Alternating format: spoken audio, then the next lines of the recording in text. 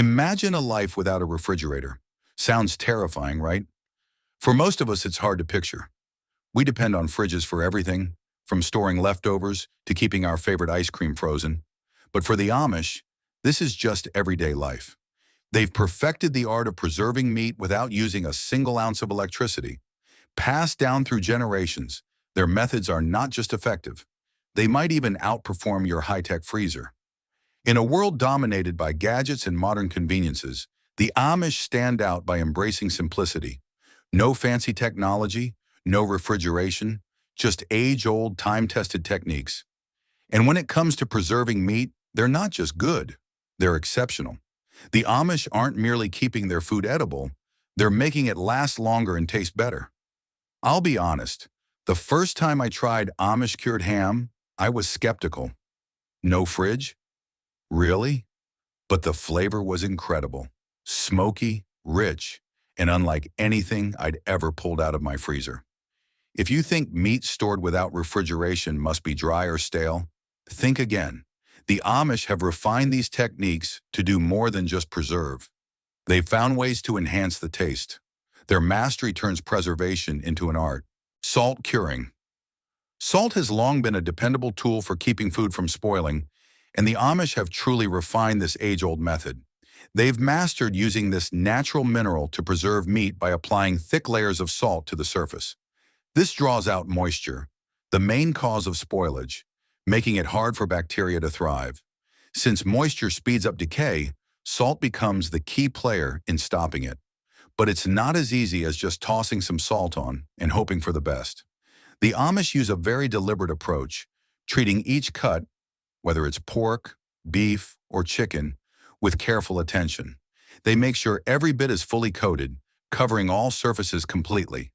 It's like giving the meat a full-body treatment, minus the spa music. Here's an interesting fact.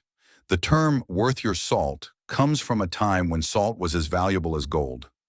Roman soldiers were sometimes paid in salt instead of money. Imagine earning your paycheck in little white crystals. The Amish still honor this ancient wisdom, using salt not just to season, but to safeguard their meat supplies. When I first saw the curing in action, I was skeptical. It looked like the meat would end up like a rock. But to my surprise, the results were bursting with flavor. The salt enhances taste while keeping the meat from going bad. What's amazing is how simple the process is. While many rely on refrigeration, the Amish trust salt to do the job. Even better, this method helps develop a depth of flavor you just won't get from frozen meat.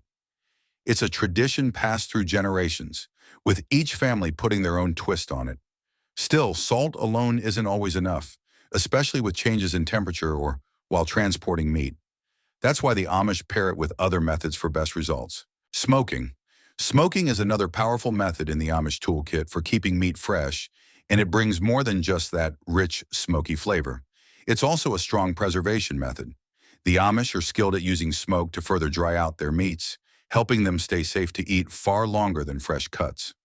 In many Amish homes, you'll spot hams, sausages, and slabs of bacon hanging from the ceiling, all carefully smoked using time-honored techniques. But smoking isn't only for flavor. It changes the environment around the meat, making it tough for bacteria to survive. Between the heat, the smoke, and the loss of moisture, meat becomes much more resistant to spoiling. In fact, smoked meats can last for months, sometimes even close to a year, if done the right way. Just imagine having delicious meat on hand all year long, ready to serve at any gathering. I once tried smoking meat myself and figured it'd be easy. The smell was so strong, neighbors thought I was having a barbecue party. They came over expecting marshmallows, not ribs. But in Amish kitchens, smoking is treated like a science. They know exactly which wood to use, how long to smoke, and what temperature works best. Woods like hickory or apple are favorites, adding depth and sweetness. The entire process is carefully watched to ensure the right balance of smoke and heat. It's not just cooking, it's a ritual passed from one generation to the next. Even with all this effort, the Amish know that smoking alone won't always be enough. Not everyone has enough firewood on hand year-round. Sugar curing. Sugar curing brings together the rich sweetness of sugar with the preserving power of salt. This combination creates a sweet, savory result, often used for bacon and hams, turning them into something truly unforgettable. The method is straightforward. The Amish mix sugar and salt and rub the mixture all over the meat. Like salt alone, sugar also pulls out moisture, helping to create a dry surface that slows spoilage. But it also adds a mouth-watering sweetness that elevates the flavor. It's like wrapping your meat in a cozy blanket of flavor.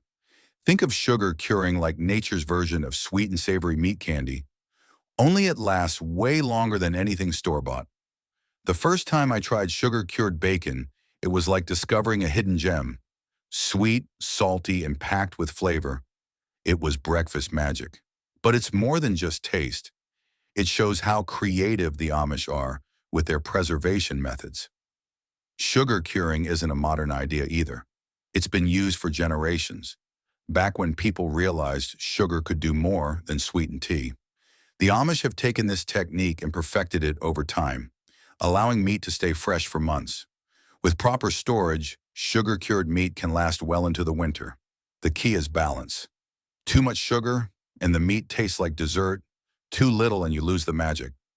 The Amish have fine-tuned the mix for maximum flavor in every bite. This method isn't limited to bacon or ham either.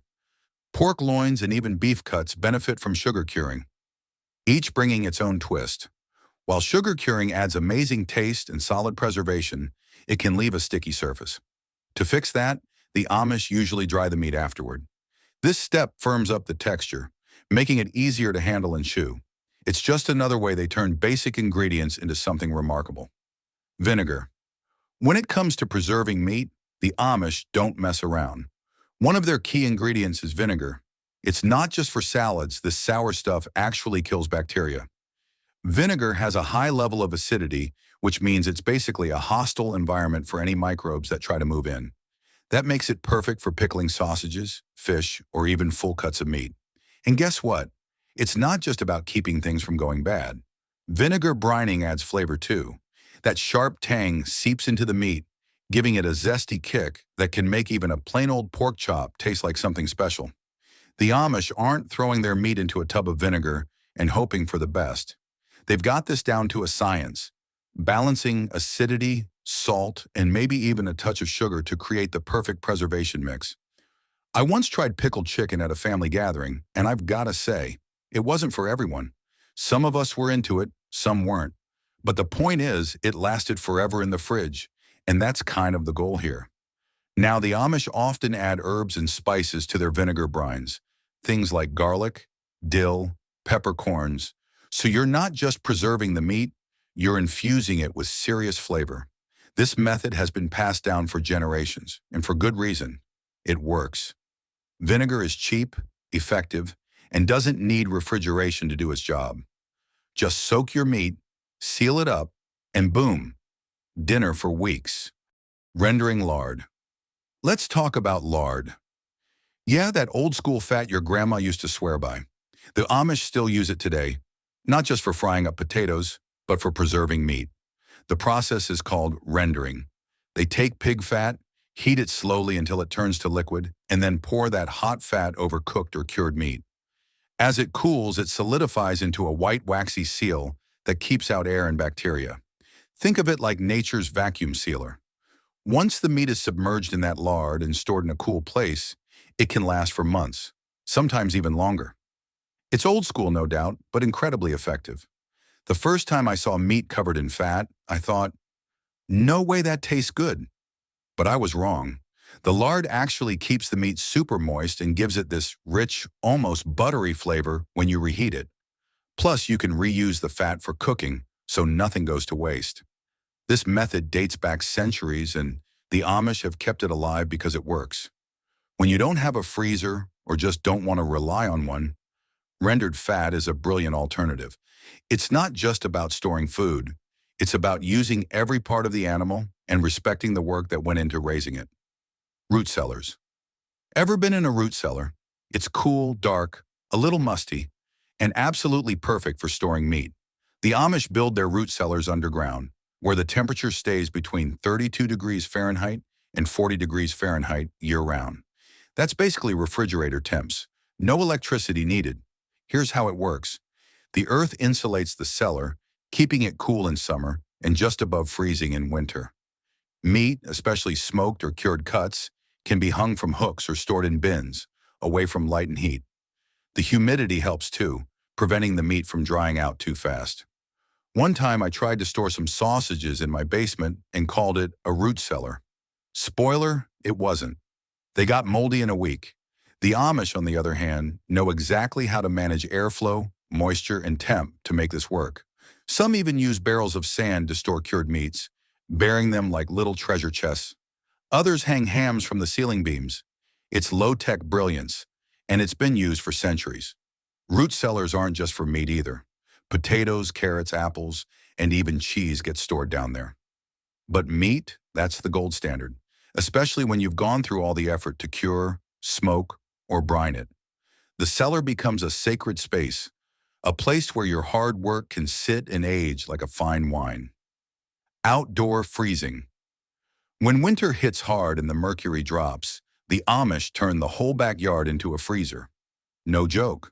During butchering season, they hang large cuts of meat outside in the freezing air, using nature as a walk-in freezer. It sounds crazy, but it's actually genius. The cold temperatures stop bacterial growth and preserve the meat naturally. Sometimes they'll wrap it in cheesecloth or burlap to protect it from critters and weather, then hang it in a shaded spot where the temp stays consistent. You ever leave a soda outside in January and come back to find it frozen solid?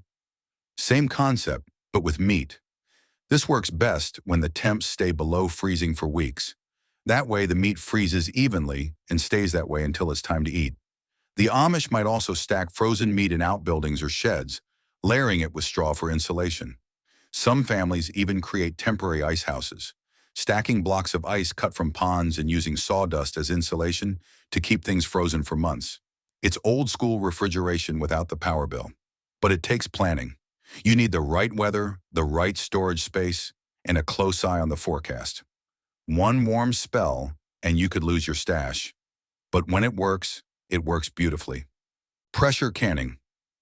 When you think about preserving food, you might picture jars of jam or fresh fruits lined up in a pantry. But the Amish, they've taken this concept to a whole new level with pressure canning, especially when it comes to meat. They've mastered a method that lets them seal meat in jars, making sure it stays safe, flavorful, and ready to eat for years. It's like having a secret weapon for dinner. No more last-minute grocery runs. Just twist a lid and boom, dinner's served. This isn't just your grandma's trick for peaches. It's a legit life hack for meat lovers.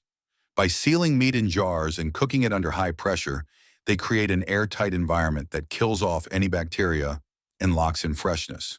It's a super practical approach, especially for large families or during harvest season, when there's a ton of meat that needs storing. I remember my friend's family used to can everything during the summer. They had a whole shelf dedicated to beef and chicken, basically a setup that could survive a zombie apocalypse. Here's an interesting tidbit.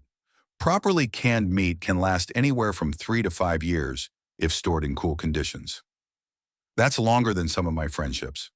While the rest of us are constantly checking expiration dates, the Amish are chilling with their jars, knowing a full meal is just a twist away. The process itself? Pretty amazing. They prep the meat, pack it into jars, and place it in a pressure cooker. As the temperature rises, it creates a high-pressure, high-heat environment that both preserves the meat and locks in flavor. It's kind of like magic. One minute you've got raw meat, and the next you're holding a jar of hearty beef stew that could outlast winter. I used to think canning was just an old-fashioned pastime, but seeing how the Amish do it totally changes the game. They've turned it into an art form. Families gather to share tips, recipes, and stories while they work. It's not just about food, it's about tradition, family, and preserving a piece of their heritage. I can almost smell the savory dishes wafting from those jars just thinking about it. And while pressure canning is definitely a powerhouse method, the Amish have even more ingenious tricks up their sleeves, especially handy when winter hits hard. Pemmican. When you hear the word pemmican, you might think of some trendy health food, but let me tell you, this stuff is the real deal. Pemmican is an age-old recipe that the Amish still use today. It blends dried meat, rendered fat, and sometimes berries tracing its roots all the way back to Native American survival food. It's a powerhouse of energy and preservation, perfect for long-term storage or off-the-grid living. Picture this. You're out in the woods with nothing but your trusty pouch of pemmican, no fridge, no stove, but you're still good. That's the survivalist dream. I once tried making pemmican myself, thinking I'd created the ultimate homemade energy bar. I imagined this tasty, chewy, on-the-go snack I could grab between meetings or workouts. Spoiler alert, I ended up with a gloppy mess that tasted more like regret than anything edible. Meanwhile, the Amish have mastered this ancient craft. They've got it down to a science. Every batch is like a little miracle of nourishment and preservation. So what makes pemmican so amazing? It's the combo. Dried meat plus rendered fat equals a dense, long-lasting energy source. It's like compressing an entire camping trip's worth of nutrition into a single bite. You could be working in the field, hiking through the woods, or weathering a blackout, and pemmican's got your back. Just don't ask me to make it for you. I've learned my lesson. I'll happily leave that to the pros. Here's a fun fact. Pemmican can last for years, literally if stored in a cool, dry place. That's longer than my last relationship. It's high in protein, full of healthy fats, and packed with energy. It might not make it to the menu at your favorite cafe, but if the lights go out and things get crazy, you'll wish your pantry was stocked with this stuff. The Amish even take it up a notch by adding dried berries. A touch of sweetness, a little boost of vitamins, and even more flavor. It's old-school nutrition, made to last. So the next time you open your fridge, take a moment to appreciate the convenience. But also remember there's a whole world of tradition that doesn't rely on plugs and power. The Amish have proven that with patience, knowledge, and the right techniques, you don't need modern technology to keep food fresh or make it taste incredible. Their methods remind us that sometimes the old ways aren't just good enough, they're better. Thanks for watching, and if you're fascinated by timeless skills and old world wisdom, don't forget to like, subscribe, and hit the bell. There's a lot more where this came from.